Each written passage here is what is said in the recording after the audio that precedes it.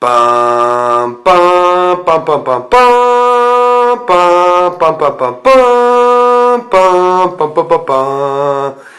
Hey Star Wars fans, it's your old friend Dominic Tringali again with another one of my videos on the D.L. Goscinny Star Wars Build a Millennium Falcon model kit. We are building a model of the Star Wars Millennium Falcon. It's a one-for-one replica of the model used in the filming of The Empire Strikes Back. Each issue of the magazine comes with some articles about Star Wars and Star Wars universe, and a couple pieces of model that go together to form the model itself. It's 100 issues in all. This is issue number 47. Each issue of the first is €10.99. First issue comes at an introductory price of €3.50. Depending on your news agent or how you subscribed, you might get a better deal on multiple issues. I get every 25th issue free. Not a great deal, but a deal nonetheless. So, with that said, my total investment so far in this project comes to a grand total of €498.05, almost €500 I've already invested in this thing. So, let's go ahead and dive right into the magazine and see what we find inside. So, the first article is this Starship fact file article like we always find. And this is about the Naboo J-Type 327 Nubian. You know, I honestly have to wonder, there's 100 issues of this magazine, and I'm really wondering if they're actually going to have 100 vehicles, starships to talk about. I mean, there's a lot of starships in the Star Wars universe, but like 100? I mean, I know they talked about like variants of like the Millennium Falcon at some point, so I guess maybe, I don't know. We'll have to find out. There's like 53 more issues to go, so we'll have to see. Maybe they'll have to start really scraping the barrel at some point. So as you know, the Naboo J-Type 327 Nubian was the royal ship of Queen Amidala. It has a crew of 8, including co-pilot, communications officer, engineer, navigator, diplomatic aide, security officer, bosun, and the possibility of 8 astromech droids, of course one being R2-D2. Now, honestly, I recently saw online a video where they were talking about how you should watch Star Wars. You could enjoy watching the Star Wars series, the first 6 films at least, more if you take it from the perspective that you're watching a story told from the perspective of R2-D2. Like R2-D2 is actually the one telling the story, and that would explain why R2-D2 always seems to be the hero of every situation, including their escape from Naboo. R2-D2 jumps in and saves the day. All these other I think it's kind of like almost like he's drunk in a bar telling these stories. I don't know, just try it and see. You can get back to me, see what you think. So of course, they write up here that this chromium finish, this bright chrome finish, is actually harkens back to an ancient time in spacefaring, where you had to cover your ship in chromium in order to protect it from solar radiation. And obviously technology improved, but like the Naboo, they decided to keep the chromium finish as just because they thought it looked cool and artistic, I guess. But only the royal ship was allowed to be purely chrome. The other ships had to, like the jet fighters, they had to have like a little yellow on them or whatever. So royal pilots. Oli answered directly to Captain Panaka and formed a friendly bond with the 9-year-old Anakin Skywalker when traveling from Tatooine to Coruscant and back to Naboo. So this idiot is the one who was the first to kind of teach Anakin how to fly a starship. Yeah. Anyway, yep, all this stuff about that.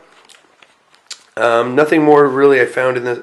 I mean, obviously this design is reminiscent of an SR-71 Blackbird reconnaissance jet, but and here's a shot of the model at Industrial Light and Magic. Yeah, that's pretty much it. The next article is actually about Taanab, which I'm really wondering like how much conversation ever gets made about Taanab in the Star Wars expanded universe. Apparently, there was some discussion about it at some point. There must have been some novelization or something. But it's got a rotation period of 46 hours, 594 standard days, so it has really long years, which would probably be good for growing seasons and long days. So lots of sunlight. So it's an agricultural world, providing food for the all the inner rim territories. It's got less than 1 billion people living on it, and it probably provides food for billions of other people.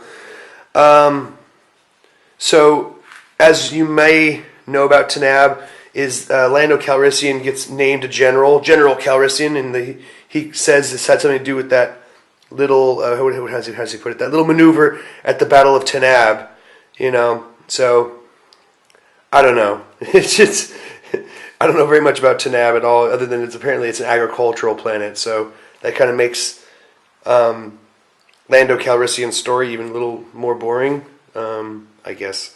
Alright, so that's pretty much everything about Taanab in this Guide to the Galaxy article. Now, the last article in issue 47 was this article on hyperspace, Secrets of Spaceflight, and it's moreover kind of like a history of hyperspace and hyperspace routes. There's still no information about what the hell it means to have a 1.0 class hyperspace generator, or a 2.0 or a 1.8 like the Naboo craft has, or a 3.0 or a 14.0. I have no idea what the hell these classes mean. I mean, obviously, and it's like seems to be counterintuitive, because the fastest ships have like a 0.5 or a 0.25 class hyperdrive. So I really would wonder, like, what the hell does that exactly mean? I have no idea. But they've used it more than one occasion, and it's kind of like that whole scene where Han Solo talks about how the Millennium Falcon made the Kessel Run in like 1.4 parsecs, and everyone was like, "Wait, isn't a parsec a unit of distance?" And they had to like go back and like retcon and explain exactly like what the hell he was talking about when he said that. So I don't know if like the hyperspace generator like class system was like screwed up and they didn't really know what the hell they were talking about. I would really love them to like explain at some point what the hell this means, because this article it shows about the Corellian engineers working independently of their Duros counterparts. So apparently the Duros were the first spacefaring race. Apparently, I don't know. It's a mixed bag of crap here. Okay, so let's get to the construction part, because that's really what's interesting, and then we'll talk about this towards the end. So here is bag number 47. Let's tear this bag open and see what we find inside. So in bag number 47, I get a number of plating pieces and plant-on details for the lower hull. Obviously this piece right here, these two pieces which go with the two outer hull platings that I got in issues 44 and 45. More plant-on details, a couple sprues of plant-on details, and a bag of lugs and magnets. So obviously those are going to go on these plates that go right here, because as you can see, they have the same configuration as the other plates did. So that's great. Let me go ahead and take a look at these instructions, and we'll see what we got to do. So one of the major components to stage 47 is this hull plate number 28. And I never finished completing it back in stage 37. There were a number of instructions that I kind of just glazed over and didn't cover. So I guess now I finally have to actually do something with them. So I'll go ahead and do that now. I mean, obviously I've already glued in the plate, the hull plating, the goods put on at a later stage. but I still have these other details that need to be glued on now. So I'll go ahead and start off doing that, and I'll show you how the process goes step by step. So whole plate 28 comes with obviously the plate itself, the whole plate, but then it has these two long strips, this sprue of plant-on details, and this piece right here which glues onto the front. So these long pieces get put on the side, as you can see. I already test fitted this, and this is how it's supposed to go. There is only one way it can go and look flush with the actual model, so make sure you test fit it first before you apply any glue in, and make sure that you have the right piece for the right side. So this is the left side. I'll go ahead and glue this into place, and then I'll go ahead and glue the right piece on the other side and show you what it looks like after they're secure with some glue. Great. Alright, so as you can see, strips are glued into place. Honestly, I have no clue why that wasn't just molded in the first place. Whatever. I digress. The next piece goes on right here. There, I test fitted it. So I'll glue that into place and show you what it looks like before I go ahead and tackle this front end with that sprue of plant-on pieces. So you can see what it looks like now, and this front end piece, we have this sprue of plant-on details. Each one of these pieces goes into these like headlamp looking spots, and then this piece glues in right here. So I'll go ahead and just quickly trim those out of the sprue and glue them in place, and show you what it all looks like before I move on to completing stage 37 and moving on to stage 47. Alright, great. Alright, so bottom hull plating number 28 is complete, all glued together, looking sharp with all the plant-on details. So I can go ahead and finally move back to stage 47 and complete what we started off to do today. The first step of stage 47 is for me to flip this over and to take this plating I got several issues ago. This is obviously where the concussive missiles come out of, and add some glue into these 4 lugs right here and line them up here, securing these pieces together. So I'll go ahead and do that now and show you what it looks like when it's all put together and finalized through steps 1 and 3. Alright, so now that number 28, plating hole 28 is all put together, it looks like this, and it needs to be affixed to this bad boy right here, the model I've assembled so far. So it's sitting on the working jig. It's going to go into this area right here. I'm going to go ahead and line up the lugs right now and show you what it looks like once I've secured them all into place. So the first part of stage 47 is complete. I had to put 10 screws in along this line, 2, 3, 4, 5, and then up this line 6, 7, 8, 9, 10 to secure this into place. Let's go ahead and flip it over, show you what we're working with here. So now it looks like this bad boy right here. So the next stage, we're going to take these pieces we worked on back in stage well, I forget which stage now, but I think it was stage 43. Yeah, stage 43. We put these, worked on these pieces, adding in these plates. So these are going to go and drop into these spots right here, and we're going to go ahead and secure them into place. So I'll go ahead and do that and show you what it looks like when I've completed the front half. And this is what it looks like from the reverse side. So next step is to start covering this naked area back here with those other plates I got in issues 44 and 45. So I'll go ahead and put those into place, secure them, and show you what it looks like before I move to the final stages. Okay, so after I have those fixed into place, this is what it looks like. The next part is to start putting on these plant-on details that are going to kind of fill in these gaps and make it look a little less obvious. I'm kind of concerned a little bit about the difference in, I mean, I don't know if you probably can pick it up, how these are kind of a different tone. I mean, obviously I'm going to have to go ahead and paint this later, just kind of blend it all together, so I'll be doing that at another date. But I'm going to start putting on these details. The first one is this piece right here, which goes in something like that. So I'll go ahead and glue that into place and show you what it looks like when it's all finished. So this piece just like snapped right into place.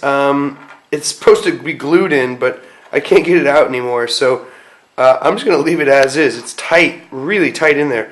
This piece, not so much. I've test fitted it.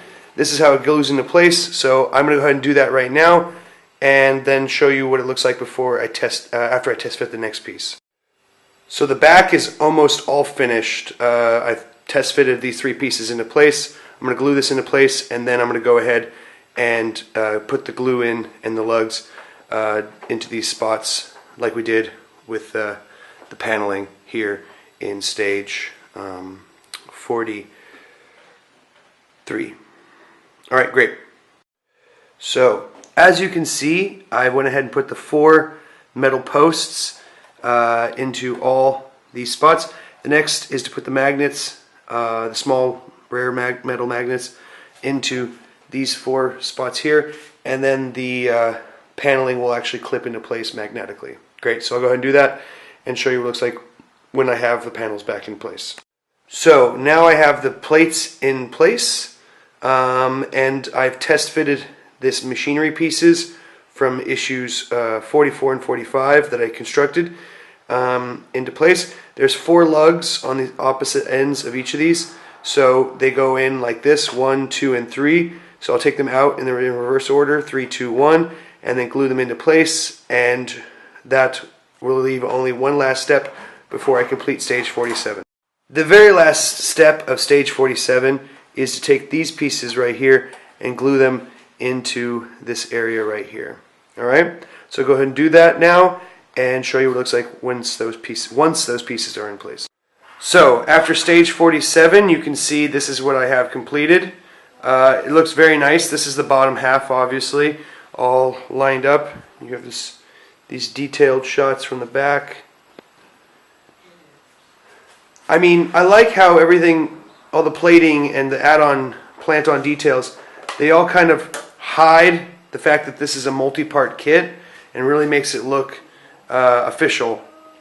Overall, I'm very impressed with the quality of everything I'm seeing here. I was a little concerned when the plates weren't lining up perfectly or really flush, but these plates have really hidden the details, so you can really be impressed with what you see. Overall, I'm going to have to finally paint this for sure, because I want, first of all, it to look more official, and second of all, this plating, for whatever reason, I don't know if it came in a different batch or something, as it's just a slightly different color. Alright, so that's what that looks like for today.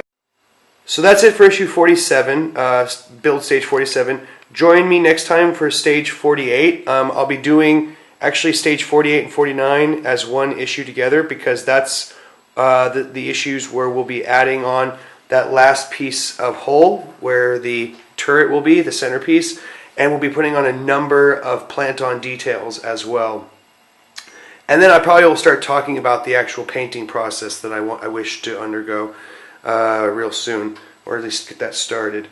So guys, question of the day: can anybody out there please explain to me what the hell is up with the hyperdrive motivators? Why class 0.25 is faster than class 3.0, and like what the hell that really actually means anyway. I would just love to hear if anyone has any sort of insight into the physics that obviously the movie physics that the Star Wars universe has come up with, either from anything. I don't care if it's from the West End Games role-playing series. I don't care if it's from the expanded universe or just your own crazy theories. I don't know, but I would love to hear your thoughts. Leave it as a comment down below. Make sure to hit that like button. If you haven't already, subscribe to the channel. You can check out all my previous build videos on this channel in the folder obviously marked Build the Millennium Falcon. Guys, as always, may the Force be with you.